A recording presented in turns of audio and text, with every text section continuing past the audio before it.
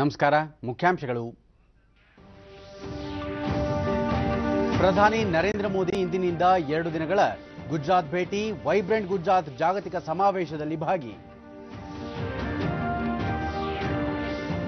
ಕುಂಭಮೇಳದಲ್ಲಿ ಪಾಲ್ಗೊಳ್ಳಲು ರಾಷ್ಟ್ರಪತಿ ರಾಮನಾಥ್ ಕೋವಿಂದ್ ಇಂದು ಪ್ರಯಾಗ್ರಾಜ್ಗೆ ಪ್ರಯಾಣ. ಮಹರ್ಷಿ ಭಾರದ್ವಾಜ್ ಪುತ್ಥಳಿ ಅನಾವರಣ. ರಾಜ್ಯದಲ್ಲಿ ರಾಜಕೀಯ ಬಿಕ್ಕಟ್ಟು ಹಿನ್ನೆಲೆ ಬೆಂಗಳೂರಿನಲ್ಲಿ ನಾಳೆ ಶಾಸಕಾಂಗ ಪಕ್ಷದ ಸಭೆ.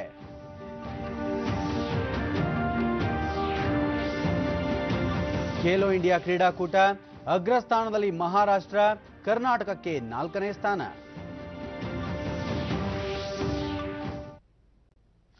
ವಾರ್ತೆಗಳ ವಿವರ. ಪ್ರಧಾನಿ ನರೇಂದ್ರ ಮೋದಿ ಇಂದಿನಿಂದ 2 ದಿನಗಳ ಗುಜರಾತ್ ಭೇಟಿ ಕೈಗೊಳ್ಳಲಿದ್ದಾರೆ. ಗಾಂಧಿನಗರದಲ್ಲಿ ಇಂದಿನಿಂದ 3 ದಿನಗಳ ಕಾಲ ನಡೆಯಲಿರುವ ಜಾಗತಿಕ ಬಂಡವಾಳ ಹೂಡಿಕೆದಾರರ ಸಮಾವೇಶವನ್ನು ಅವರು ಚಾಲನೆ ನೀಡಲಿದ್ದಾರೆ. ಇದೇ ವೇಳೆ ನೂತನವಾಗಿ ನಿರ್ಮಿಸಲಾಗಿರುವ ಸರ್ದಾರ್ ವಲ್ಲಭಭಾಯ್ ಪಟೇಲ್ ಎಸ್ವಿಪಿ ವೈದ್ಯಕೀಯ ವಿಜ್ಞಾನ ಮತ್ತು ಸಂಶೋಧನಾ ಕೇಂದ್ರ ಹಾಗೂ ಸಬರಮತಿ ನದಿಯ ತಟದಲ್ಲಿ ಆಯೋಜಿಸಲಾಗಿರುವ ಅಹಮದಾಬಾದ್ ಶಾಪಿಂಗ್ ಫೆಸ್ಟಿವಲ್ 2019ಕ್ಕೆ ಪ್ರಧಾನಿ ಚಾಲನೆ ನೀಡಲಿದ್ದಾರೆ. ನಾಳೆ ಅವರು ವೈಬ್ರೆಂಟ್ ಗುಜರಾತ್ ಜಾಗತಿಕ ಸಮಾವೇಶವನ್ನು ಉದ್ಘಾಟಿಸಲಿದ್ದು, ಆಸ್ಟ್ರೇಲಿಯಾ, ಕೆನಡಾ, ಫ್ರಾನ್ಸ್, ಜಪಾನ್ ಸೇರಿದಂತೆ 15ಕ್ಕೂ ಹೆಚ್ಚು ದೇಶಗಳ ಉದ್ಯಮಿಗಳು ಪಾಲ್ಗೊಳ್ಳಲಿದ್ದಾರೆ. ರಾಷ್ಟ್ರಪತಿ ರಾಮನಾಥ್ ಕೋವಿಂದ್ ಅರ್ಧ ಕುಂಭಮೇಳದಲ್ಲಿ ಪಾಲ್ಗೊಳ್ಳಲು ಇಂದು ಉತ್ತರ ಪ್ರದೇಶದ ಪ್ರಯಾಗ್ರಾಜ್ಗೆ ಭೇಟಿ ನೀಡಲಿದ್ದಾರೆ. ಭೇಟಿ ವೇಳೆ 30 ಅಡಿ ಎತ್ತರದ ಮಹರ್ಷಿ ಭಾರದ್ವಾಜ್ ಅವರ ಪುತ್ಥಳಿಯನ್ನು ಅವರು ಅನಾವರಣಗೊಳಿಸಲಿದ್ದಾರೆ. ಇದೇ ವೇಳೆ ಅವರು ಹಸಿರು ಕುಂಭಮೇಳದಲ್ಲಿ ಪಾಲ್ಗೊಳ್ಳಲಿದ್ದಾರೆ. ಜನವರಿ 14ರಿಂದ ಆರಂಭವಾಗಿರುವ ಕುಂಭಮೇಳ ಮಾರ್ಚ್ 4ರವರೆಗೆ 55 ದಿನಗಳ ಕಾಲ ನಡೆಯಲಿದ್ದು 13 ಕೋಟಿಗೂ ಹೆಚ್ಚು ಭಕ್ತರು ಪಾಲ್ಗೊಳ್ಳುವ ನಿರೀಕ್ಷೆ ಇದೆ.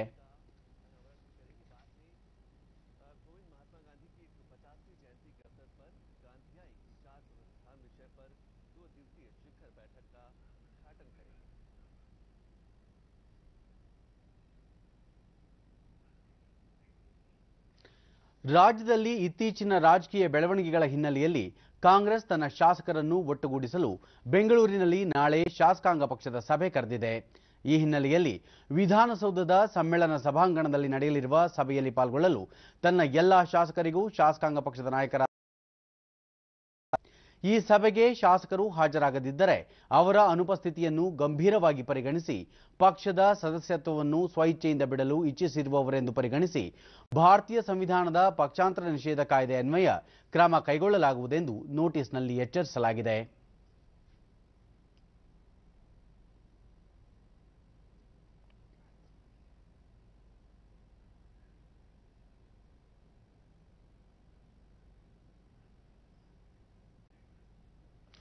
ರಾಜ್ಯ ರಾಜಕೀಯ ಬೆಳವಣಿಗೆಗಳ ಕುರಿತು ಬೆಂಗಳೂರಿನಲ್ಲಿ ನಿನ್ನೆ ಪ್ರತಿಕ್ರಿಯಿಸಿರುವ ಕಾಂಗ್ರೆಸ್ ಮುಖಂಡ ಹಾಗೂ ಸಚಿವ ಸತೀಶ್ ಜಾರಕಿಹೊಳಿ, ಕಾಂಗ್ರೆಸ್ನ ಕೆಲ ಶಾಸಕರು ಮುಂಬೈಗೆ ತೆರಳಿರುವುದು ನಿಜ, ಆದರೆ ಅವರು ಪಕ್ಷ ಬಿಡುವ ಕುರಿತು ಬಹಿರಂಗ ಹೇಳಿಕೆ ನೀಡಿಲ್ಲ.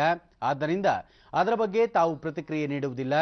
ಈ ಬೆಳವಣಿಗೆಯಿಂದ ಸಮ್ಮಿಶ್ರ ಸರ್ಕಾರ ಇಲ್ಲ, 5 ವರ್ಷಗಳ ಕಾಲ ಆಡಳಿತ ನಡೆಸುತ್ತೇವೆ ಎಂದು ವಿಶ್ವಾಸ ವ್ಯಕ್ತಪಡಿಸಿದರು. ಯಾವ ರೀತಿ ಬಹಿರಂಗವಾಗಿ ಯಾರು ಹೇಳಿಕೆ ನೀಡಿಲ್ಲ. ಈವರೆಗೆ ಮುಂದೆ ಬಂದು ಮೀಡಿಯಾ ಮುಂದೆ ನಾವು ನಮ್ಮ ಪಕ್ಷ ಬಿಡ್ತಾ ಇದ್ದೀವಿ, ಬಿಜೆಪಿ ಯಾರು ಹೇಳಿಲ್ಲ. ಮಾಧ್ಯಮಗಳ ಮೂಲಕ ಕೇಳ್ತಾ ಇದೀವಿ ಅಷ್ಟೇ, ವಾಪು ಅಷ್ಟೇ. ಅದಕ್ಕೂ ನಿರ್ದಿಷ್ಟವಾಗಿ ಉತ್ತರ ಹೇಳಿಕೆ ಆಗೋಲ್ಲ. ಅವ್ರು ಬಂದೇನಾರು ಹೇಳಿದ್ರೆ ರೆಕಾರ್ಡ್ನಲ್ಲಿ ನಾವು ಅದಕ್ಕೆ ಆಕ್ಟ್ ಮಾಡ್ಲಿಕ್ಕೆ ಈಸಿ ಆಗುತ್ತೆ.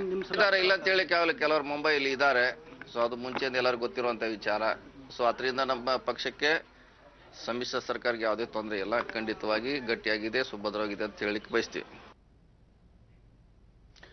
ರಾಜ್ಯದಲ್ಲಿ ಬಿಎಸ್ಪಿ ಪಕ್ಷ ಸಮ್ಮಿಶ್ರ ಸರ್ಕಾರದ ಒಂದು ಭಾಗವಾಗಿದ್ದು, ತಾವು ಬಿಜೆಪಿ ಪಕ್ಷಕ್ಕೆ ಬೆಂಬಲ ನೀಡುತ್ತೇವೆ ಎಂಬ ವದಂತಿಗಳು ಊಹಾಪೋಹವಷ್ಟೇ ಎಂದು ಬಿಎಸ್ಪಿ ಶಾಸಕ ಎನ್ ಮಹೇಶ್ ಚಾಮರಾಜನಗರದಲ್ಲಿ ನಿನ್ನೆ ಸ್ಪಷ್ಟನೆ ನೀಡಿದ್ದಾರೆ.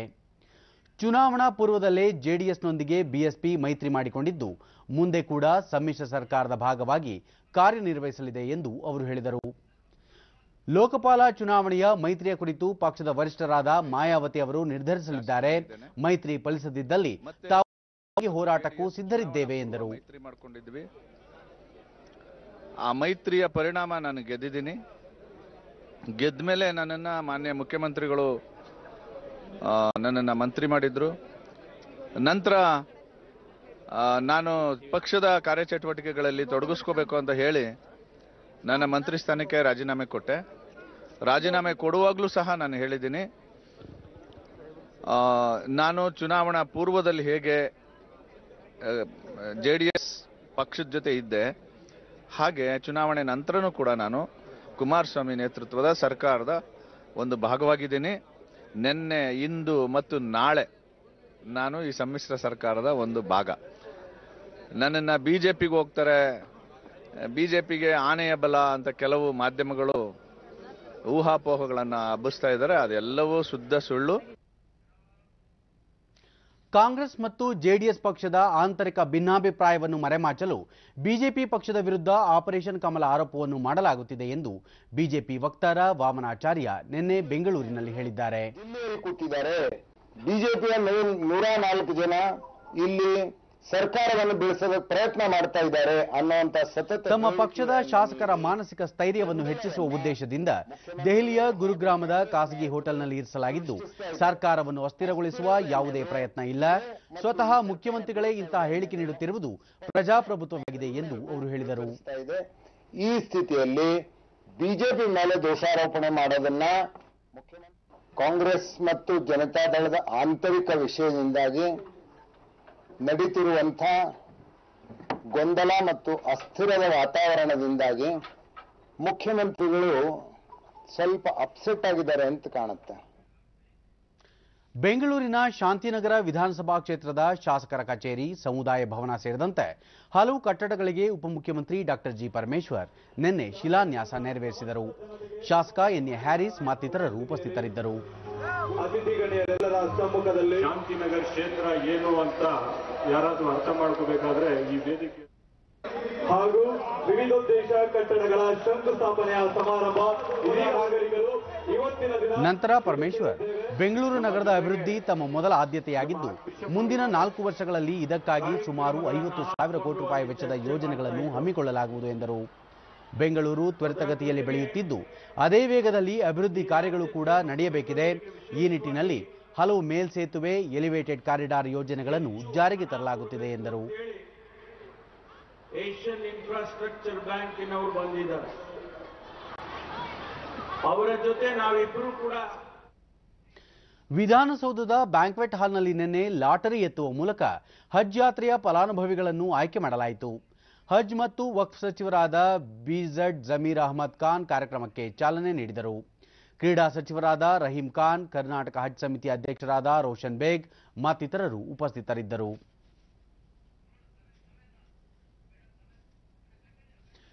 ಬೆಂಗಳೂರು ಸಮೀಪದ ಬನ್ನೇರುಘಟ್ಟ ಜೈವಿಕ ಉದ್ಯಾನವನದಲ್ಲಿ 3 ಕೋಟಿ ರೂಪಾಯಿ ವೆಚ್ಚದಲ್ಲಿ ಕೈಗೊಳ್ಳುತ್ತಿರುವ ಅಭಿವೃದ್ಧಿ ಕಾರ್ಯಗಳಿಗೆ ಅರಣ್ಯ ಸಚಿವ ಸತೀಶ್ ಜಾರಕಿಹೊಳಿ ನಿನ್ನೆ ಚಾಲನೆ ನೀಡಿದರು. ಉದ್ಯಾನವನದ ಸಫಾರಿಗೆ 4 ಹವಾನಿಯಂತ್ರಿತ ಬಸ್ಗಳು, ಬ್ಯಾಟರಿ ಚಾಲಿತ ವಾಹನ ವ್ಯವಸ್ಥೆ, ಚಿಟ್ಟೆ ಮಾದರಿ ಉದ್ಯಾನವನ, ಜೈವಿಕ ಉದ್ಯಾನವನದ ಗುಳ್ಳೆನರಿ ಆವರಣವನ್ನು ಸಚಿವರು ಲೋಕಾರ್ಪಣೆಗೊಳಿಸಿದರು. ಜೊತೆಗೆ 69 ಲಕ್ಷ ರೂಪಾಯಿ ವೆಚ್ಚದ ಮೊಸಳೆ ಆವರಣದ ನಿರ್ಮಾಣ ಕಾಮಗಾರಿಗೆ ಚಾಲನೆ ನೀಡಿದರು.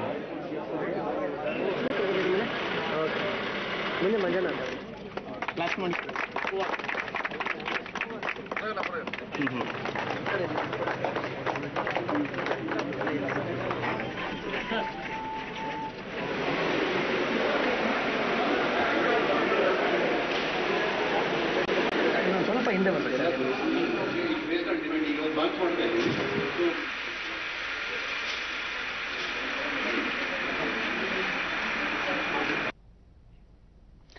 ದಕ್ಷಿಣ ಭಾರತದ ಸೂಕ್ಷ್ಮ, ಸಣ್ಣ ಮತ್ತು ಮಧ್ಯಮ ಉದ್ದಿಮೆದಾರರ ಸಮಾವೇಶ 2019 ಕೇಂದ್ರ ಹಣಕಾಸು ರಾಜ್ಯ ಖಾತೆ ಸಚಿವರಾದ ಶಿವಪ್ರತಾಪ್ ಶುಕ್ಲಾ ಬೆಂಗಳೂರಿನಲ್ಲಿಂದು ಉದ್ಘಾಟಿಸಲಿದ್ದಾರೆ. ಕೇಂದ್ರ ಸಾಂಖ್ಯಿಕ ಹಾಗೂ ಕಾರ್ಯಕ್ರಮ ಅನುಷ್ಠಾನ ಸಚಿವ ಮತ್ತು ರಾಸಾಯನಿಕ ರಸಗೊಬ್ಬರ ಖಾತೆ ಸಚಿವ ಡಿ.ವಿ. ಸದಾನಂದಗೌಡ, ಎಂಎಸ್ಎಂಇ ರಾಜ್ಯ ಖಾತೆ ಸಚಿವರಾದ ಗಿರಿರಾಜ್ ಸಿಂಗ್ ಭಾಗಿಯಾಗಲಿದ್ದಾರೆ.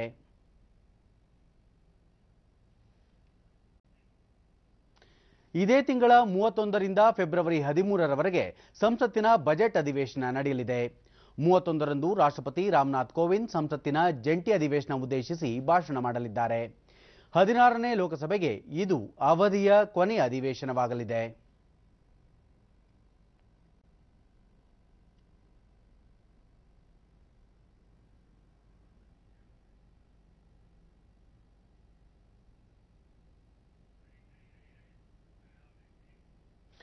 ರೈಲು ಪ್ರಯಾಣದ ವೇಳೆ ಕಿರುಕುಳ ಅನುಭವಿಸುವ ಪ್ರಯಾಣಿಕರು ಆನ್ಲೈನ್ ಮೂಲಕ ಎಫ್ಐಆರ್ ದಾಖಲಿಸುವ ಸೌಲಭ್ಯ ಒದಗಿಸುವಂತೆ ರೈಲ್ವೆ ಸಚಿವಾಲಯವನ್ನು ಕೋರುವುದಾಗಿ ಕೇಂದ್ರ ಗೃಹ ಸಚಿವ ರಾಜನಾಥ್ ಸಿಂಗ್ ದೆಹಲಿಯಲ್ಲಿ ನಿನ್ನೆ ಹೇಳಿದ್ದಾರೆ.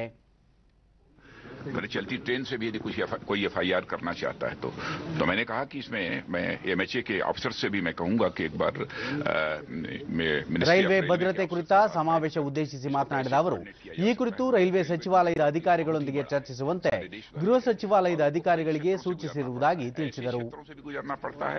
जो कि लेफ्ट विंग एक्सट्रीमिज्म से प्रभावित हैं, ऐसे भी क्षेत्रों से जो कि इंसर्जेंसी से प्रभावित हैं और इसके ಕರ್ನಾಟಕ ಹೈಕೋರ್ಟ್ ಮುಖ್ಯ ನ್ಯಾಯಮೂರ್ತಿ ದಿನೇಶ್ ಮಹೇಶ್ವರಿ ಅವರನ್ನು ಸುಪ್ರೀಂ ಕೋರ್ಟ್ ನ್ಯಾಯಮೂರ್ತಿಗಳಾಗಿ ಬಡ್ತಿ ನೀಡಲು ರಾಷ್ಟ್ರಪತಿ ರಾಮನಾಥ್ ಕೋವಿಂದ್ ಅಂಕಿತ ಹಾಕಿದ್ದಾರೆ. ನ್ಯಾಯಾಧೀಶರನ್ನು ಆಯ್ಕೆ ಮಾಡುವ ಕೊಲ್ಜಿಯಂ ಮುಖ್ಯಸ್ಥರಾದ ಸುಪ್ರೀಂ ಕೋರ್ಟ್ನ ಮುಖ್ಯ ನ್ಯಾಯಮೂರ್ತಿ ರಂಜನ್ ಗೊಗೊಯ್ ಅವರು ದಿನೇಶ್ ಮಹೇಶ್ವರಿ ಸುಪ್ರೀಂ ಕೋರ್ಟ್ ನ್ಯಾಯಮೂರ್ತಿಗಳಾಗಿ ಬಡ್ತಿ ನೀಡಲು ಶಿಫಾರಸು ಮಾಡಿದ್ದರು.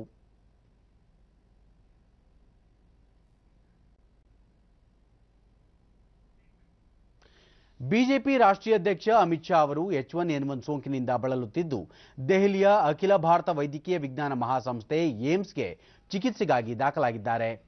ಈ ಬಗ್ಗೆ ಸ್ವತಃ ಅಮಿತ್ ಶಾ ಅವರೇ ತಮ್ಮ ಟ್ವಿಟರ್ ಖಾತೆಯಲ್ಲಿ ತಿಳಿಸಿದ್ದಾರೆ.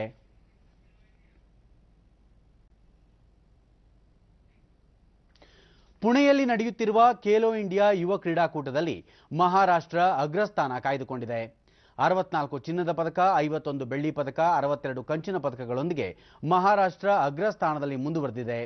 ಉಳಿದಂತೆ ದೆಹಲಿ 47 ಚಿನ್ನದ ಪದಕ, 31 ರಜತ ಹಾಗೂ 38 ಕಂಚಿನ ಪದಕಗಳೊಂದಿಗೆ ಎರಡನೇ ಸ್ಥಾನದಲ್ಲಿದ್ದರೆ ಹರಿಯಾಣ 38 ಚಿನ್ನ, 36 ರಜತ ಮತ್ತು 38 ಕಂಚಿನ ಪದಕ ಗೆಲ್ಲುವ ಮೂಲಕ ಮೂರನೇ ಸ್ಥಾನ ಕಾಯ್ದುಕೊಂಡಿದೆ.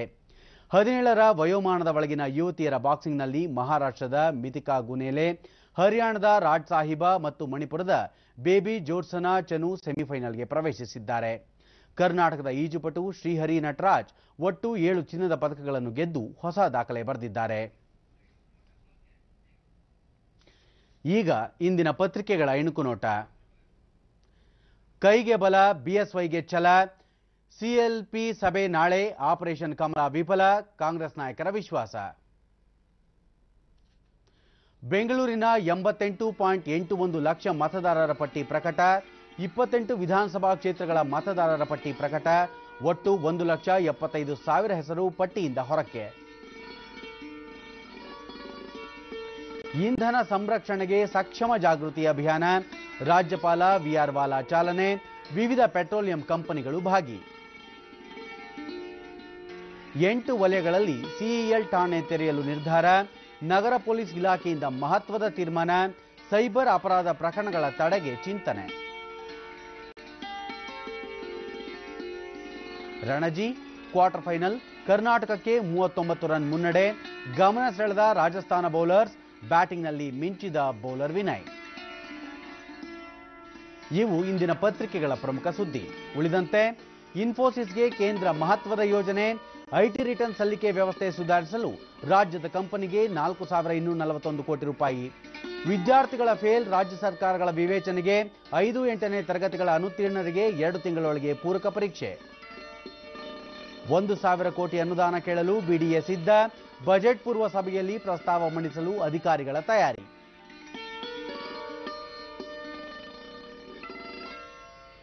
ಹೂಗಳಿಂದ ಗಾಂಧೀಜಿ ಸತ್ಯದರ್ಶನ, ಜನವರಿ 18ರಿಂದ 27ರವರೆಗೆ ಲಾಲ್ಬಾಗ್ನಲ್ಲಿ ಸಜ್ಜಾದ ಫಲಪುಷ್ಪ ಪ್ರದರ್ಶನ. 24ಕ್ಕೆ ಸ್ಥಗಿತಗೊಳ್ಳಲಿವೆ ಟಿವಿ ಕೇಬಲ್, ಟ್ರಾಯ್ ಹೊಸ ನಿಯಮ ಖಂಡಿಸಿ ಕೇಬಲ್ ಆಪರೇಟರ್ ಸಂಘದ ನಿರ್ಧಾರ.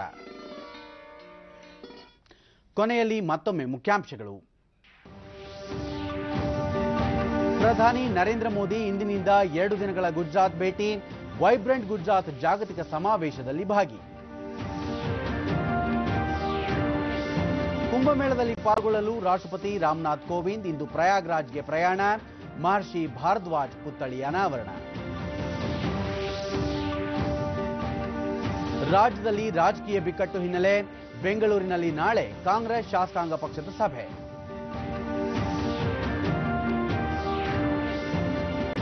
ಖೇಲೋ ಇಂಡಿಯಾ ಕ್ರೀಡಾಕೂಟ, ಅಗ್ರಸ್ಥಾನದಲ್ಲಿ ಮಹಾರಾಷ್ಟ್ರ, ಕರ್ನಾಟಕಕ್ಕೆ 4ನೇ ಸ್ಥಾನ. ನಮ್ಮ ಮುಂದಿನ ವಾರ್ತಾ ಪ್ರಸಾರ ಬೆಳಗ್ಗೆ 11 ಗಂಟೆಗೆ ಚಂದನದಲ್ಲಿ. ಈಗ ಶುಭೋದಯ ಕರ್ನಾಟಕ ಮುಂದುವರಿಯಲಿದೆ. ನಮಸ್ಕಾರ.